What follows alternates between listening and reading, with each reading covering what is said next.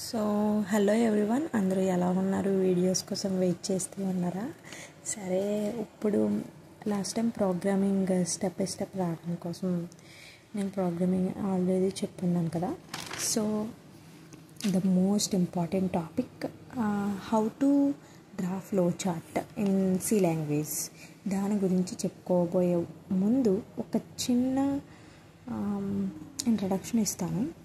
ఏంటంటే, మీరు ఎవరినైనా టీ పెట్టమనేటప్పుడు, లేకపోతే ఏమైనా బిర్యానీ అటువంటి చేసేటప్పుడు ఫస్ట్ యూట్యూబ్ ఛానల్ తీసుకుంటే ఫస్ట్ ఏం చేయాలి? స్టార్ట్ చేసిన తర్వాతే కదా గ్యాస్ వెలిగించాలి, గ్యాస్ మీద స్టవ్ పెట్టాలి, దాని తర్వాత పాలు ఇంకా దాని మెటీరియల్స్ అన్నీ వేయాలి. వేసిన తర్వాత వడకపెట్టి తాగేసిన తర్వాత దాన్ని ఆపాలి, అంతటితో ఆపు అని చెప్పాలి.